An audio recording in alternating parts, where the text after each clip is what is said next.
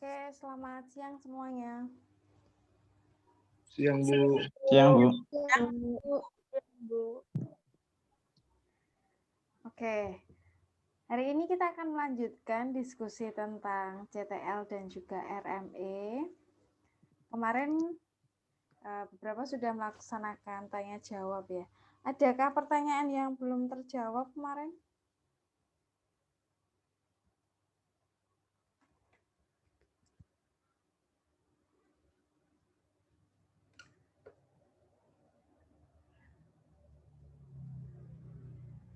Kemarin Putri ya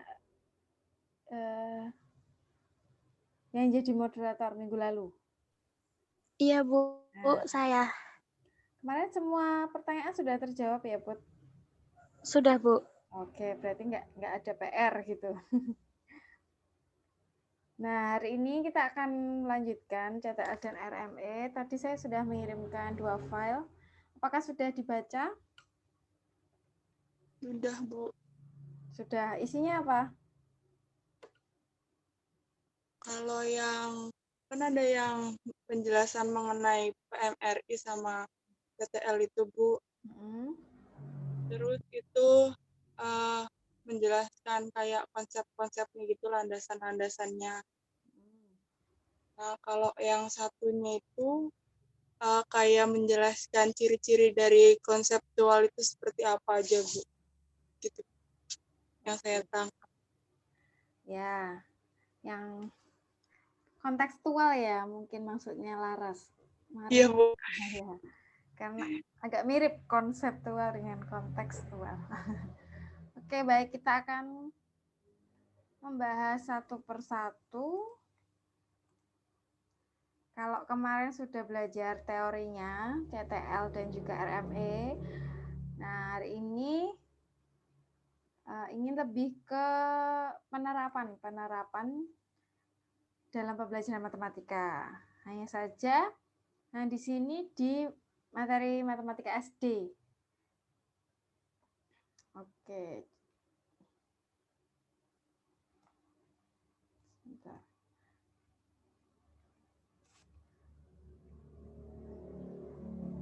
Screen-nya sudah terlihat? Sudah, Bu. Oke.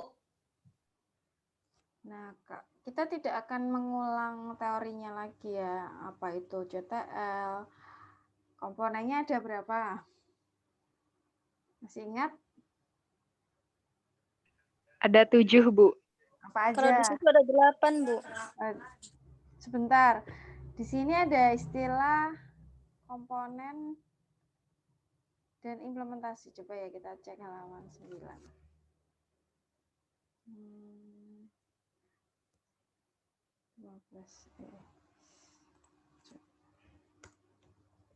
Di sini ya.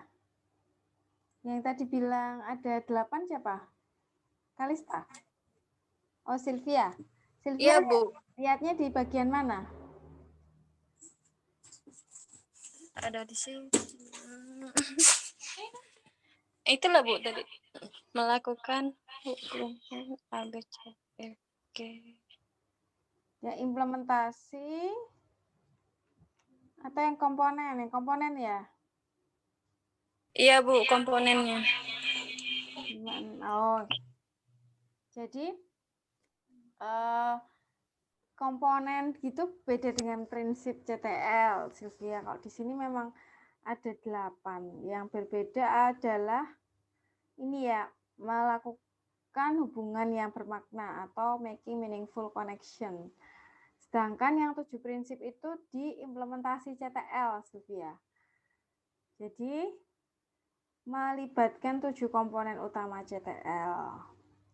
Jadi yang perlu digarisbawahi dari CTL itu kan menghubungkan antara materi dengan dunia nyata siswa dan melibatkan 7 komponen utama, yaitu yang pertama adalah konstruktivisme, yaitu siswa membangun pengetahuan sendiri. Kemudian yang kedua, masyarakat belajar atau membentuk grup belajar yang saling bergantung, independent learning. Kemudian yang ketiga, penemuan atau inquiry, lalu questioning, bertanya, lalu pemodelan atau modeling, refleksi, dan penilaian yang otentik. Nah, penilaian otentik kemarin juga sudah ditanyakan, yaitu apa sih? Penilaian yang dilakukan mulai dari proses sampai ke hasil, jadi tidak hanya sekedar tes akhir. Nah, terus CTL itu kan pendekatan. Nah, kalau pendekatan itu boleh digabungkan dengan model pembelajaran yang lain. Apa bedanya model dan pendekatan? Kalau model itu ada sintak atau langkah pembelajarannya. Jadi model itu berupa langkah-langkah, urutan langkah-langkah pembelajaran dari awal hingga akhir. Sedangkan pendekatan itu lebih luas lagi di atasnya, yang mempengaruhi cara pandang. Nah, itu pendekatan. Dengan menggunakan CTL ini bisa menggunakan atau dikolaborasi atau diasosiasikan dengan model pembelajaran yang lain. Misalnya di sini PBL atau Problem Based Learning. Kemudian ada kooperatif, pembelajaran kooperatif yang berkelompok, lalu ada Project Based Learning, pembelajaran berbasis proyek, kemudian Service Learning, pembelajaran pelayanan, dan Work-Based Learning, pembelajaran berdasarkan kerja. Terus ini latihan. Nah, terus kalau PMRI apa poin pentingnya kemarin?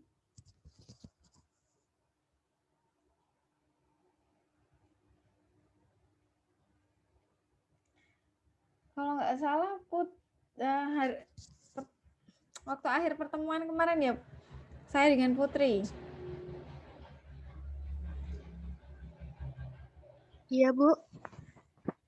Kita membahas sebenarnya poin penting RME ini ada 3 atau 4 kemarin itu loh, Put. Ingat nggak?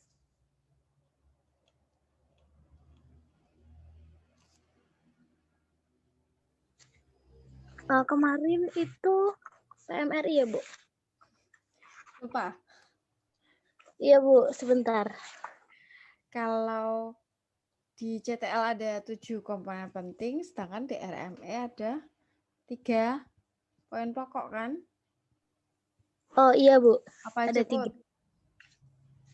3. Ada, sebentar, Bu.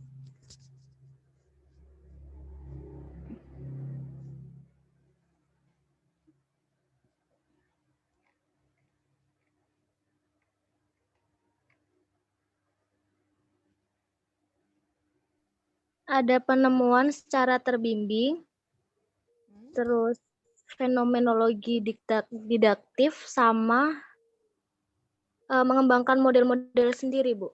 Nah, oke. Terus ada istilah matematika horizontal dan vertikal. Iya, Bu. Di sini Travers membedakan 2 macam matematisasi, yaitu vertikal dan horizontal. Ini bagannya sudah dilihat kemarin?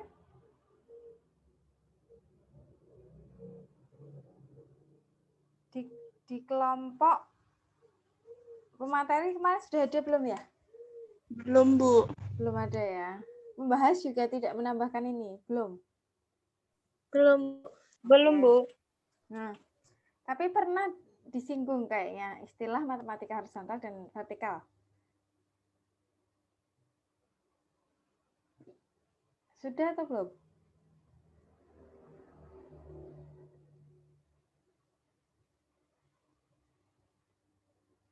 Belum ya?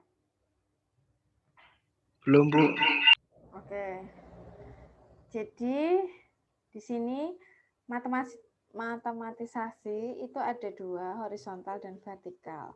Nah, kita ingat kembali kalau horizontal itu kan yang mendatar, sedangkan vertikal itu yang tegak ya. Kemudian di sini ada bagan.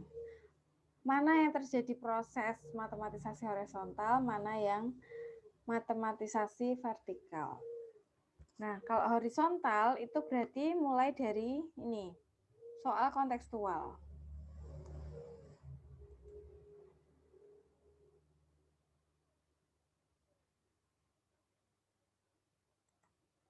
Nah, soal kontekstual ini kemudian diuraikan. Soal kontekstual itu kan biasa berbentuk soal cerita kehidupan sehari-hari ya. Maka perlu diuraikan. Nah, di sini. Diuraikan menjadi bagian-bagian yang lebih kecil atau kalau dalam mengerjakan permasalahan biasanya kita ada istilah diketahui, mengidentifikasi apa saja sih yang diketahui, lalu sebenarnya yang ditanyakan di soal itu apa. Lalu setelah diuraikan, itu diselesaikan. Setelah diselesaikan, kembali lagi ke soal kontekstual. Nah, maksudnya apa ini? Setelah diuraikan, diselesaikan, terus kok kembali lagi?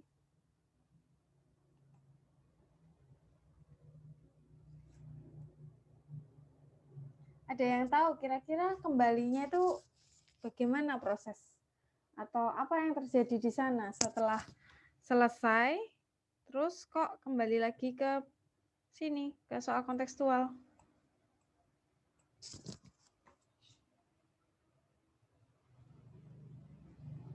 Kalau yang kalian lakukan gimana setelah menyelesaikan suatu permasalahan?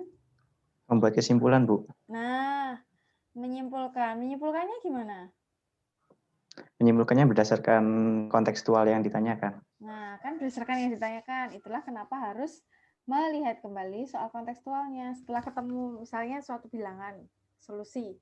Nah, terus sebenarnya tadi apa sih yang ditanyakan? Oh, ternyata yang ditanyakan adalah jarak rumah Kevin dengan JJ misalnya. Jadi kita harus melihat kembali konteks. Nah, lalu ada matematisasi vertikal di sana. Vertikalnya gimana? Nah, saat menguraikan itu kan ada bahasa matematika. Bahasa matematika itu gimana? Terdiri dari simbol-simbol gitu kan, matematis. Nah, lalu ada algoritma. Algoritma itu untuk apa? Jadi dalam menyelesaikan suatu permasalahan kan kita membutuhkan algoritma kan. Nah, jadi ada keterkaitan antara yang tadi, yang vertikal dengan yang horizontal. Jadi yang vertikal tadi ada soal kontekstual diuraikannya menjadi apa? Bahasa matematika. Lalu setelah diuraikan diselesaikannya gimana? Memanfaatkan algoritma, lalu setelah diselesaikan kembali lagi ke soal. Jadi yang dari bahasa matematika ke algoritma ini disebut matematisasi horizontal, sedangkan kalau yang tegak itu disebut matematisasi vertikal. Apakah terjadinya itu terpisah atau saling berkaitan? Saling berkaitan, Bu. Saling berkaitan. Jadi ini terjadi saat kita menyelesaikan masalah atau mengerjakan soal kontekstual. Gitu.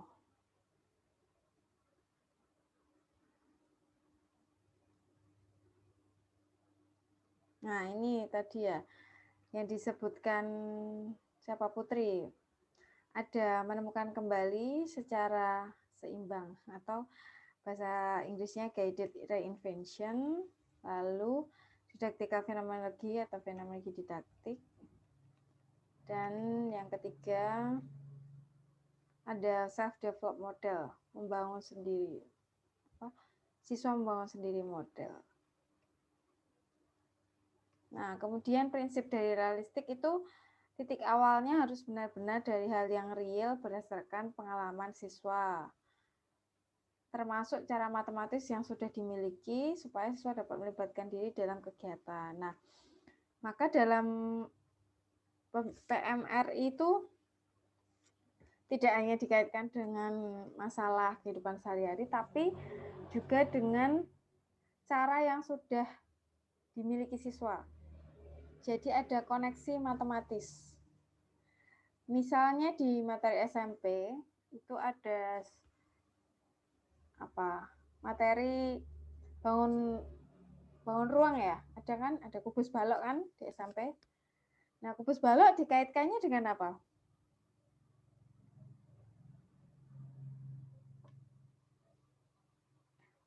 mau datar mesti kan? Ada persegi dan persegi panjang. Selain di SMP, di SD dulu juga pernah. Nah, itu maka ada saling keterkaitan. Kemudian seperti biasa harus disesuaikan dengan tujuan pembelajaran. Kemudian memberikan kesempatan bagi siswa untuk menciptakan dan menjelaskan simbol sendiri. Jadi dari masalah kontekstual atau masalah nyata itu tidak selalu harus langsung simbol matematis loh. Bisa jadi siswa nggak ngerti simbolnya. Tapi dia bisa menciptakan simbol sendiri. Misalnya kalau yang sering itu soal bentuk aljabar. Bentuk aljabar itu di SMP kan pertama kali diajarkan. Jadi tidak selalu bentuknya langsung dalam bentuk XY ya. Kalau kalian mungkin udah tahu kalau variabel kebanyakan yang diambil XY dan seterusnya. Kalau SMP itu mereka boleh kok membuat simbol sendiri, misalnya pakai kotak, pakai bulat-bulat yang menyimbolkan itu sebagai variabel. Itu maksudnya.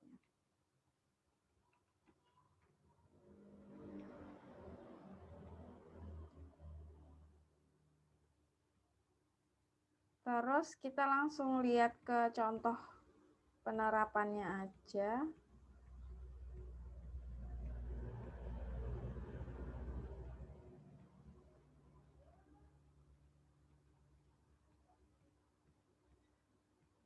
Nah ini.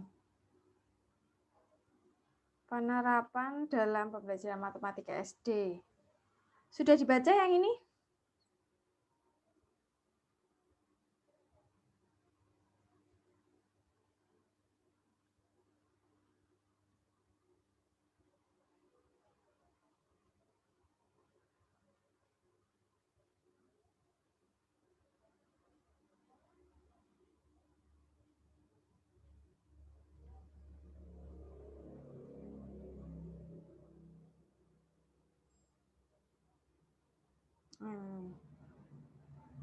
Oke. Nah, sudah sampai sini belum tadi membacanya? Baru sekilas, Bu. Oh, baru sekilas. Nah, di sini adalah contoh langsung penerapan pembelajaran CTL dan RME dalam materi luas persegi dan persegi panjang. Kelas 3 semester 2. Nah, ini baru pertama kali mau belajar luas persegi dan persegi panjang.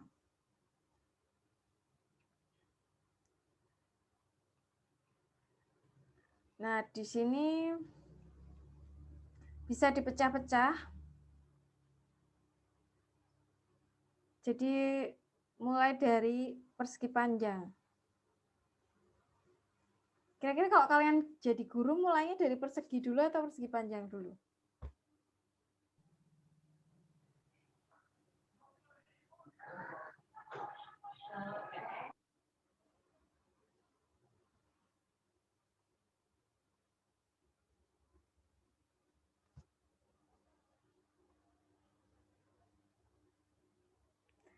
Masih ingat nggak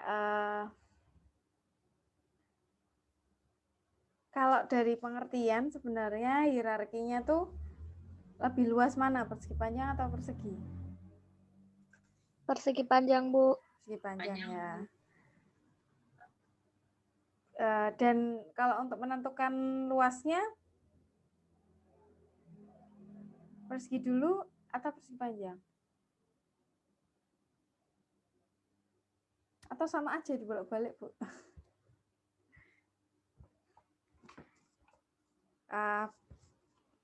Bisa melalui yang umum dulu, yaitu persegi panjang. Nanti persegi kan pengkhususan kan, kalau panjangnya sama, nah ya udah tinggal dikalikan aja. Oke, di sini, nah, proses pembelajaran akan dilakukan oleh guru yang pasif, guru yang aktif, dan guru yang realistik. Untuk pertama kalinya membelajarkan menemukan rumus dan menentukan atau menghitung luas persegi panjang. Jadi, tujuan pembelajarannya adalah siswa menemukan rumus luas persegi panjang dan menghitung luasnya. Jadi pertama menemukan rumus dulu, baru yang kedua menghitung. Guru yang pasif caranya gimana? Menggambar di papan tulis. Kemudian memberikan penjelasan kepada siswa. Jadi guru menggambar, ada dua. Yang pertama seperti ini, kemudian diberi peta-peta. Nah, langkah pertama apa? Dengan menunjukkan gambar persegi panjang, guru memberikan penjelasan bahwa luas persegi panjang ditentukan dengan menghitung banyaknya persegi satuan yang ada dalam persegi panjang itu. Jadi langsung dikasih tahu bahwa luasnya itu dengan menghitung banyaknya persegi satuan. Kemudian yang kedua, langsung ditanyakan berapa banyaknya persegi satuan yang ada. Nah, siswa tinggal menghitung. Terus dijawab 28 satuan. Baru langkah ketiga, oh jadi luas persegi panjang diperoleh dengan mengalihkan panjang dan lebar. Itu kalau guru yang pasif. Nah, sekarang bedakan dengan guru yang aktif. Kalau guru yang aktif mulainya sama, menggambar di papan tulis. Kemudian juga menyampaikan bahwa untuk menghitung luas itu dengan menghitung banyak persegi satuan.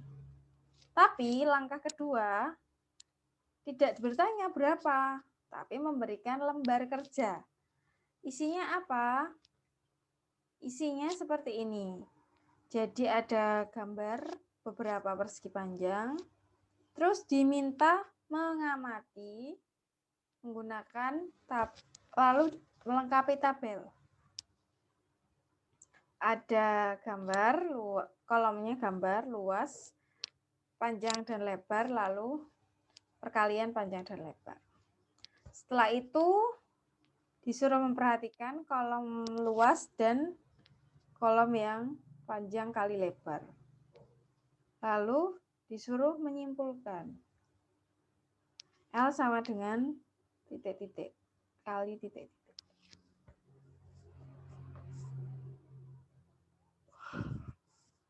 Nah, setelah itu memberikan penegasan dengan menggunakan peragaan. Seperti ini. Jadi bedanya gurunya aktif. Aktif itu dalam artian tidak langsung bertanya, memberikan rumus, tapi menggunakan bantuan lembar kerja siswa. Nah, lalu yang ketiga adalah guru yang realistik. Kalau tadi dua sebelumnya itu mulai dari gambar di papan tulis, kalau guru yang realistik mulai dari mengajak siswa menghitung luas lantai yang dibatasi dengan tali. Jadi ini di kelas seperti ini langsung diajak praktek, yuk ngitung yuk, guru sudah punya persegi panjang nih lantai yang dibatasi oleh tali rafia ini misalnya seperti itu.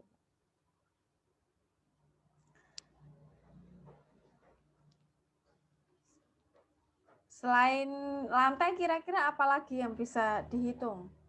Kalau yang realistik teman-teman.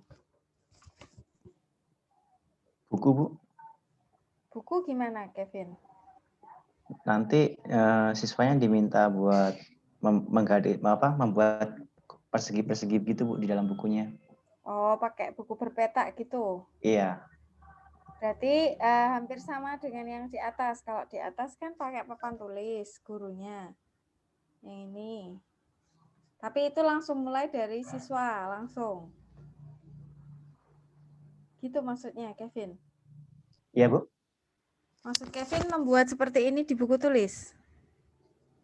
Iya, Bu. Gitu. Oh, ya. Ada ide? Ya? Tapi yang dihitung luas buku tulisnya itu, Bu. Jadi secara gamblang gitu, buku kotak gitu. Buku persegi Satu panjang halaman itu. gitu, satu Iya, halaman. satu halaman. Iya. Oh, menghitung satu halaman itu luasnya berapa gitu. Oke. Selain itu apalagi ada yang punya ide?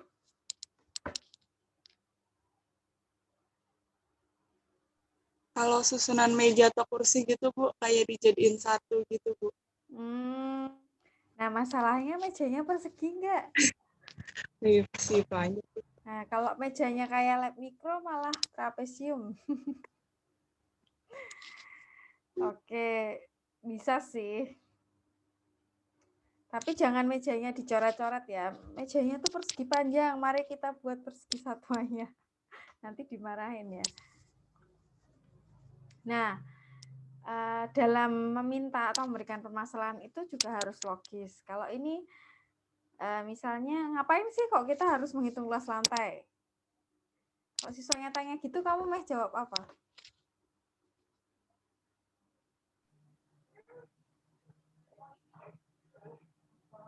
Buat nentuin banyaknya keramik Bu yang dipasang di lantai nantinya. Oke, bisa. Jadi misalnya ini rusak, kan kita harus menentukan berapa minimal keramik yang dipakai atau berapa ubin yang harus diganti. Misalnya bagian ini rusak. Kayak gitu. Jadi kadang ada soal itu yang gak masuk akal. Menentukan luas sih, tapi gak masuk akal. Kayak sering kan soal lingkaran itu dihubungkan dengan pizza. Tahu kan? Pizza itu kan mesti kaitannya ada juring ya, karena dipotong juring. Hitunglah luas juring lingkaran dari pizza itu. Sebenarnya masuk akal nggak? Kamu mau makan ngitung juringnya. Nah, gimana Kalista nih kayaknya mau komen tadi. Ya, Bu. Jadi Tambah lapar, Bu. Oh, tambah lapar. Jadi kalau memberikan soal itu juga apa ya? Ya memang benar pizza itu contoh lingkaran. Tapi kalau disuruh hitunglah luas pizza itu sebenarnya apa ya? Kayak buat apa gitu loh ngitung luas pizza? Kalau mau makan makan aja, ya kan? Tapi beda kalau soalnya segini. Ada pizza yang satu diameternya 15, harganya 20.000 misal. Yang satu diameternya 20, harganya 40.000. Kamu mau beli yang mana? Dan kenapa? Pasti kan beli yang oke sih harganya murah, tapi jangan-jangan lebih menguntungkan itu atau lebih menguntungkan yang diameter 15 atau yang 20. Ya, kayak gitu kan. Itu kan terkait harga. Jadi masuk akal kalau kita mau menentukan luasnya, misal seperti itu. Tapi kalau beli satu pizza disuruh menghitung luasnya itu buat apa gitu loh. Jadi realistik tapi harus ya masuk akal juga gitu loh. Untuk apa? Terus biasanya kalau menghitung luas tembok gitu kan, oh mau dicat, biayanya sekian, Binan mau beli keramik dan sekian. Terus kalau luas permukaan misalnya, luas permukaan kan mau membungkus kado nih, nah minimal kertasnya harus berapa sih kalau mau bungkus kado gitu. Jangan hanya ditanya ada lemari, disuruh menghitung luas permukaannya, terus ngapain ngitung luas permukaan lemari kayak gitu. Atau ada susu kotak. Nah, ya maunya sih kontekstual hanya atau maunya sih kehidupan sehari-hari, cuman kadang nggak sesuai gitu ya. Oke, kembali lagi ke sini. Jadi dimulai dari guru meminta siswa menghitung luas persegi panjang yang dibatasi oleh tali dengan menghitung banyaknya ubin. Tapi setelah itu juga guru bisa menggambar pada kertas atau di papan tulis juga boleh. Jadi setelah dari lantai itu disketsakan, boleh di papan tulis, boleh di kertas. Lalu siswa diminta mencari, kan langkah ketiganya guru memberikan kebebasan untuk menyelesaikan masalah dengan cara sendiri untuk mendapatkan luas persegi panjang. Kemudian meminta masing-masing kelompok untuk menuliskan jawaban di papan tulis sekaligus mengkomunikasikan dengan kelompok lain. Nah, jadi setelah itu kan siswa disuruh menghitung luas persegi panjang apabila satu ubin merupakan satu satuan. Jadi diberitahu kalau satu ubin itu satu satuan, coba tentukan luasnya. Nah, nanti siswa per kelompok itu dibiarkan terserah mau caranya gimana. Ada yang langsung jawab banyaknya, dihitung 40. Oke. Ada yang menghitung tiap kolom di jumlah 5 tambah 5 dan seterusnya. Ada yang tiap baris. Ada juga dari setiap baris itu diubah yang 8 kali 8 tambah 8 dan seterusnya diubah menjadi 5 kali 8 sama dengan 40. Kemudian ada juga yang langsung ngalikan 8 kali 5 atau 5 kali 8. Nah, terus langkah berikutnya kan semua kelompok sudah presentasi, sudah maju. Nah, guru ngapain? Kan menanggapi jawaban dari siswa. Nah, ini kebetulan jawabannya benar semua kan. Kalau misalnya ada yang salah tuh tidak boleh langsung menyalahkan, tetapi di sini guru menggiring siswa supaya jawabannya benar. Menggiringnya dengan apa? Mungkin bisa dengan bertanya alasan dan lain-lain. Nah, lalu setelah itu karena semuanya sudah benar, nah kita kan mau menuju ke rumus. Dengan apa? Yang pertama, andaikan disuruh menghitung luas satu ruangan yang diketahui panjang lebar gimana? Luas lantai maksudnya ya. Nah, disuruh menghitung luas lantai sekelas. Kalau tadi kan hanya bagian kecil. Oh, gampang Bu, hitung aja ubinnya. Kan masih ada. Nah, terus oke, bisa. Lanjut lagi. Kalau diminta menghitung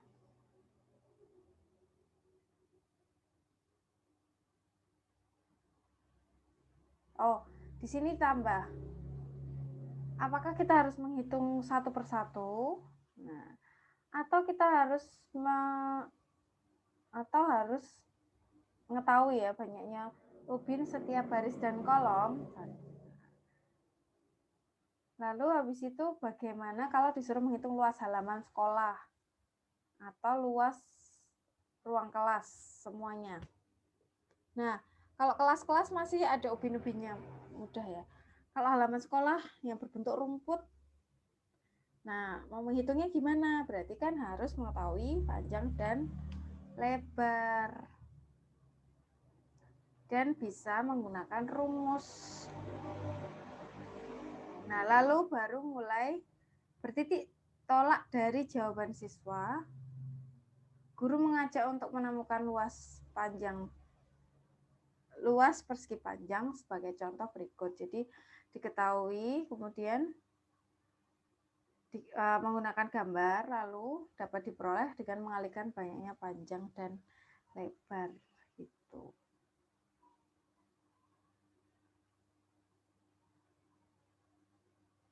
Nah, untuk menemukan luasnya, setelah langkah 1-5, guru dapat memberikan lembar kerja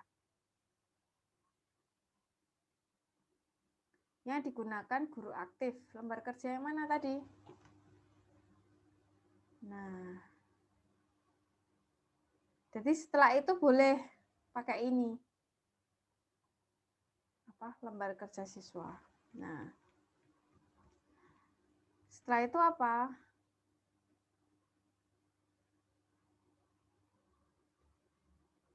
Nah, langkah selanjutnya untuk mencapai indikator 2 yaitu menghitung luas, guru dapat memberikan lembar tugas. Nah, setelah itu bisa memberikan lembar tugas atau istilahnya latihan soal.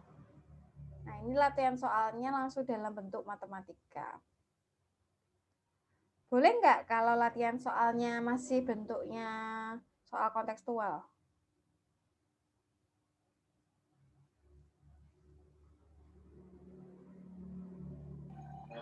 Boleh, Bu. Boleh, ya. Jadi tidak harus langsung bentuk matematika ya, boleh soal kontekstual. Kemudian ini ada contoh lain tentang bilangan kelas 2 semester 2. Nah, ini nanti kalian bisa membaca sendiri ya. Oke. Ada pertanyaan untuk artikel ini? Atau untuk contoh yang luas persegi panjang?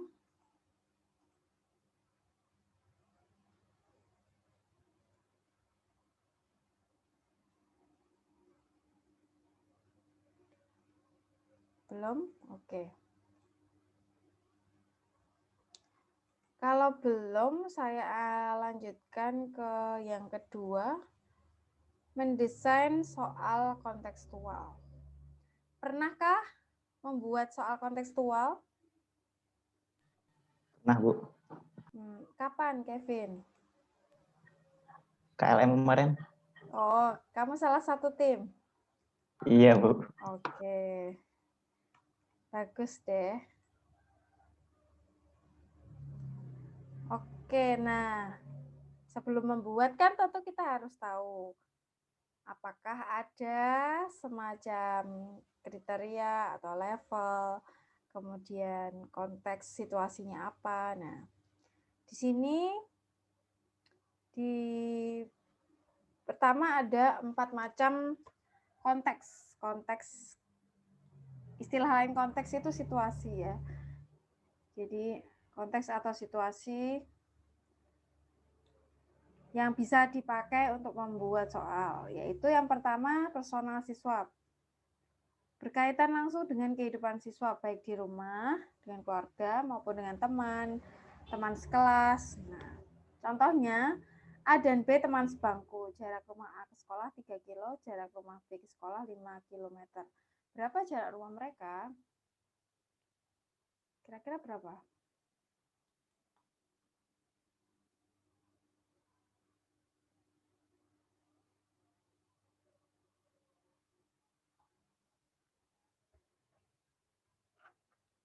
Bisa dicari nggak?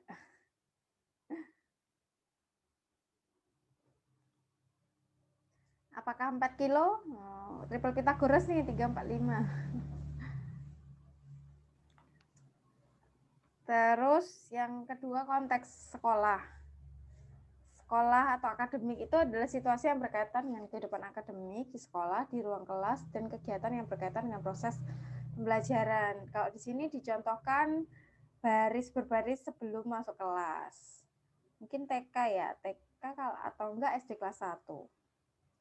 Kalau SMP SMA udah enggak baris lagi kan ya. Nah, di sini soalnya jika barisan siswa perempuan itu berjumlah 17 dan simetri dengan barisan siswa laki-laki, berapa jumlah semua siswa. Nah, ini kebetulan sama ya barisannya. Tapi hati-hati nih, soalnya agak mengecoh, kan ada ketua kelasnya di depan. Oke, terus selain itu ada konteks masyarakat atau publik. Situasi yang berkaitan dengan kehidupan dan aktivitas masyarakat sekitar di mana siswa tinggal. Sebagai contoh adalah semangka yang dijual di pasar dapat digunakan untuk memulai pembelajaran kubus. Nah, ini hati-hati. Semangka yang berbentuk kubus itu tidak di semua daerah ada. Di daerahmu ada nggak semangka berbentuk kubus? Bulat, Bu. Nggak ada, Bu. Ya, bulat atau lonjong ya. Dan kayaknya ini nggak di sini deh. Ya nggak sih? Iya, Bu, di luar kayaknya, Bu. Iya, kayaknya artikelnya ini dari luar. Jadi disesuaikan lagi dengan konteks daerah tempat tinggal siswa. Kalau misalnya di Jogja, apa yang bisa dikaitkan?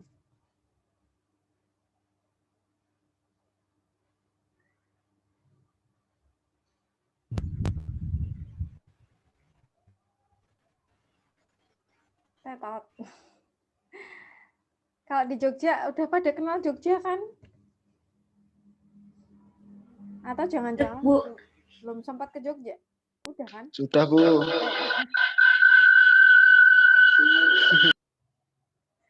Oke, kira-kira kalau kalian besok PPL lah di Jogja gitu, mau dikaitkan dengan apa nih? Bakpia, Bu. Oh, bakpia. Materi apa nih, Albert? Dan Penjumlahan. Oke, materi bilangan ya. Dikaitkan dengan Pak Pia. Ya, boleh juga. Apalagi banyak kan yang ikonik di Jogja selain Pak Pia.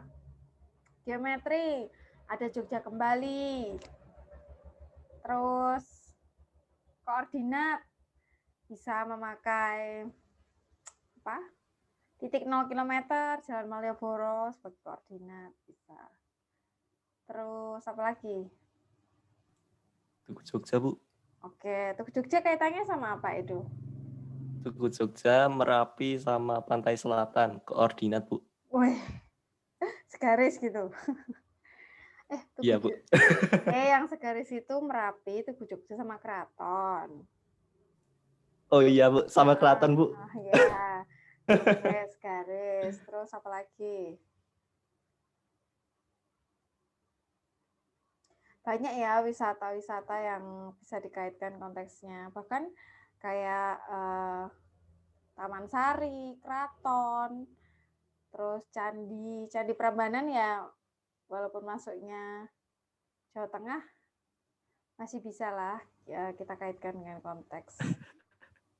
Terus candi lain yang kecil-kecil juga banyak, yang dekat kampus, Taman Sari.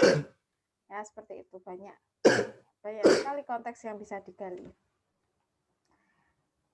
Kemudian yang selanjutnya adalah konteksnya saintifik atau matematik. Situasi yang berkaitan dengan fenomena dan substansi secara saintifik atau berkaitan dengan matematika itu sendiri. Contohnya di sini ada beberapa bangun yang ditanyakan adalah mana yang luasnya terbesar. Nah, ini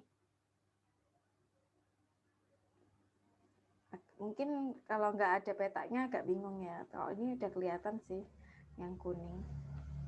Oke, selain membedakan konteks, juga dibedakan oleh fungsi atau ya soal kontekstual dan fungsinya. Dalam PMRI, Delange mengelompokkan soal kontekstual dalam 3 bagian.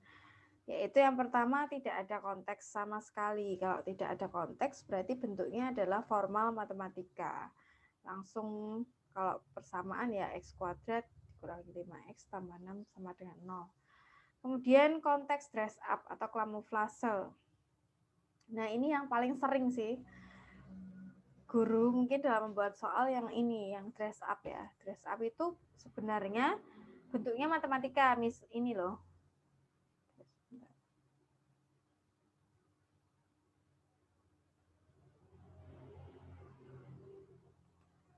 Nah, sebenarnya bentuknya itu biasa. 2X plus Y sama dengan 3, X plus 3Y sama dengan 4. Tapi XY-nya itu diganti. Supaya kelihatan ada konteksnya. XY-nya diganti apa? Diganti pensil, buku. Jadi seolah-olah kan kontekstual nih. Ani membeli 2 pensil dan 1 buku. Harganya 3.000.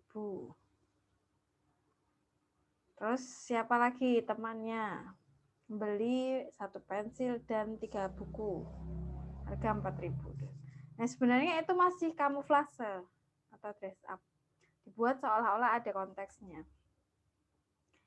Nah, yang ketiga ini baru konteks yang relevan dengan konsep. Jadi yang lebih nyata gitu. Nanti contohnya ada di bawah. Kemudian dari segi level ada 3, yaitu mudah, sedang, dan sulit tentu ya. Nah, kemudian ini ada contoh-contoh.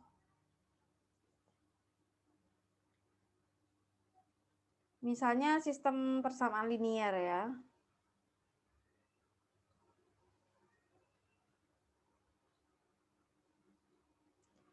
Nah, contohnya adalah belanja. Tapi di sini langsung menggunakan gambar ya. 2 kacamata, 1 kalkulator 5.000. 1 kacamata dan 3 kalkulator 5.000 juga. Yang ditanya tanpa tahu berapa harganya, mana yang lebih mahal. Biasanya cewek-cewek nih yang hafal. Harga-harga kalau belanja.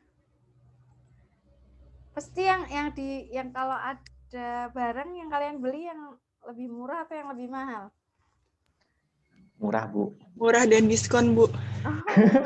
Murah diskon pula. Nah, cewek-cewek ini paling senang berburu diskon yang gede-gedean kan. Nggak peduli harganya udah dinaikin atau belum, yang penting diskonnya gede. Jadi kalau ada, wah ada sepatu nih, harganya awalnya 1 juta, terus diskon 70%, pasti langsung dibeli. Berapa harganya jadinya? 300.000 kan? Sedangkan kalau ada sepatu harganya 300.000 juga, wah nggak diskon nih, nggak jadi beli. Padahal kalau dilihat tuh sebenarnya sama ya.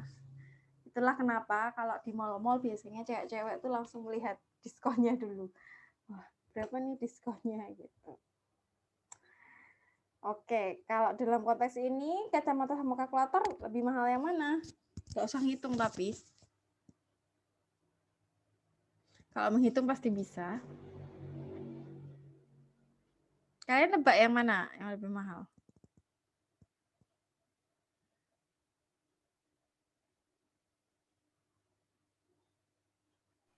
Kalkulator, Bu. Kenapa, Elfrida? Karena di di rumah saya harga kalkulator lebih mahal dibanding kacamata, Bu. Oh gitu. Berarti itu berdasarkan pengalaman ya, bukan berdasarkan soal. Kalau dalam soal ini gimana, El? Belum ngitung saya, Bu. Oh, kan emang nggak disuruh ngitung. Tanpa tahu berapa harganya, lebih mahal mana. Oke, menurut El sih. Menurut saya kacamata, Bu. Siapa ini? JJ ya? JJ, Bu. Oh iya, kenapa Iya. JJ? Soalnya 5.000 dapat yang atas itu 2 kacamata, 1 kalkulator. Nah, sedangkan yang lainnya itu kalkulatornya dapat 3, terus kacamatanya 1. Jadi menurut saya lebih mahal kacamata, Bu, daripada kalkulator. Oh gitu, oke. Bisa juga sih. Ini kan, ini kan udah sama ya, sama-sama kacamata. Ini sama-sama kalkulator. Oh, berarti kalau ini dapat 1, ini dapat 2. Ya udah, berarti lebih mahal kacamata. Tapi nggak ngitung berapa, hanya pakai perbandingan melihat 2 gambar itu aja. Oke, kalau menghitung saya yakin bisa semua. Kalau yang ini, konteksnya payung dan topi. Masih sama pertanyaannya, lebih mahal mana, payung atau topi?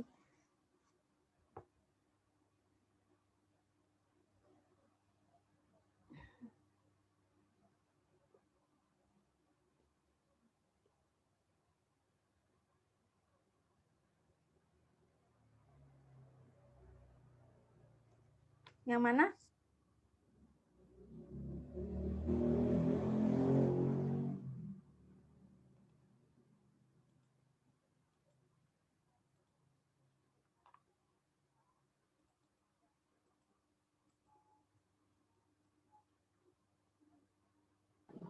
Mahal payungnya, Bu. Payung, Bu. Mahal payung. Kenapa? Kalau di atas itu kan ada 2 payung, ada 1 payung, 1 topi, juga di bawah ada 1 payung, ada 1 topi. Nah, sisanya tinggal payung dan topi. Nah, harga payung dan topi ini pasti sama kan?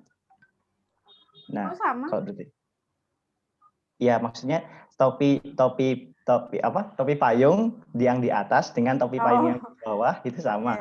Iya. Nah, terus habis itu berarti yang di kanan itu dikurangin dengan jumlah yang sama, harganya dikurangin dengan jumlah yang sama, nanti sedemikian sehingga pasti yang payung ini lebih mahal daripada yang topi. Oke, yang atas ya, karena ini 8.000. Oke. Kalau L tadi, apakah payung di tempatmu juga lebih mahal, El? Sama, jawaban saya sama Kevin, Bu. Oh iya, janjian ya. Oke, baiklah. Terus ada konteks lain. Ini contohnya SPL ya. Baik. Kalau soal KLM kayaknya lebih susah ya. Iya, Bu. Kemarin sampai banyak banget yang terlambat kumpulkan karena ya masalah teknis dan lain-lain. Oke, di sini ada pertanyaan tentang cara membuat soal kontekstual, bukan cara sih, lebih tepatnya ke tipe-tipe ya soal kontekstual. Ada pertanyaan? Belum. Langsung praktek ya. Oke. Jadi kalau kemarin udah belajar teori CTL, RME, terus hari ini juga penerapannya di materi SD dan juga cara bukan cara apa? Tipe-tipe soal kontekstual. Nah, lalu setelah ini sampai seminggu ke depan kalian akan praktek membuat apa? Penerapan CTL atau RME dalam pembelajaran di SMP atau SMA. Materinya boleh pilih dan ini secara berkelompok. Kelompoknya sesuai kemarin aja atau mau ganti?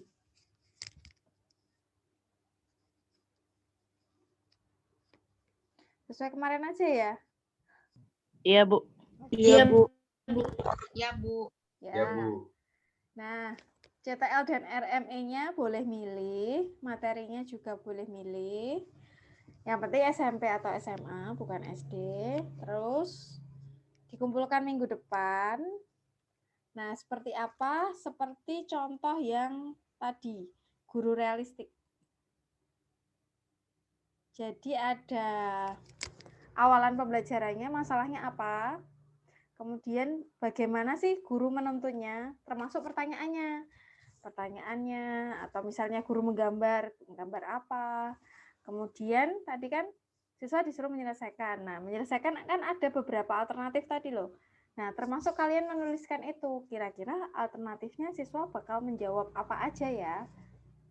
Lalu kan guru menggiring ke menemukan konsep luas tadi. Nah, kalian juga sama. Bagaimana guru bisa menggiring untuk menemukan konsep pada materi itu. Dan materinya tidak harus satu bab full, karena kan sangat banyak ya. Kalian bisa memilih satu sub materi. Contohnya tadi kan ada sub luas persegi dan persegi panjang di materi SD. Nah, kalian bisa ngambil di SMP apa babnya, terus sub bab aja. Gitu.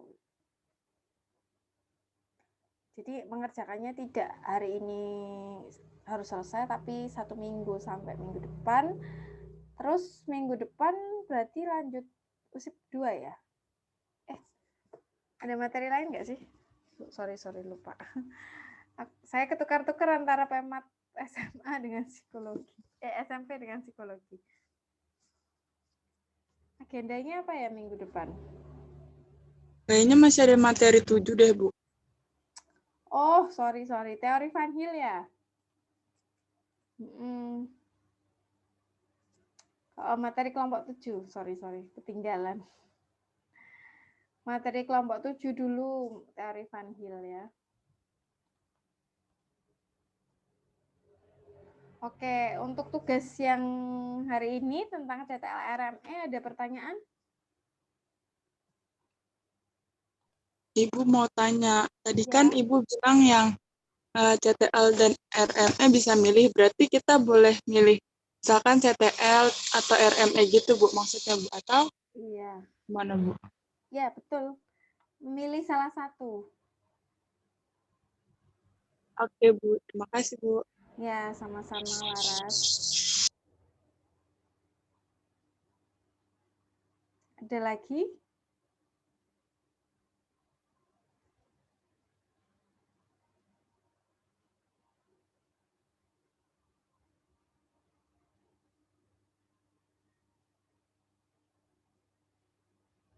Oke, kalau belum ada pertanyaan, enggak apa-apa. Nanti kalau misalnya ada pertanyaan boleh melalui grup WA.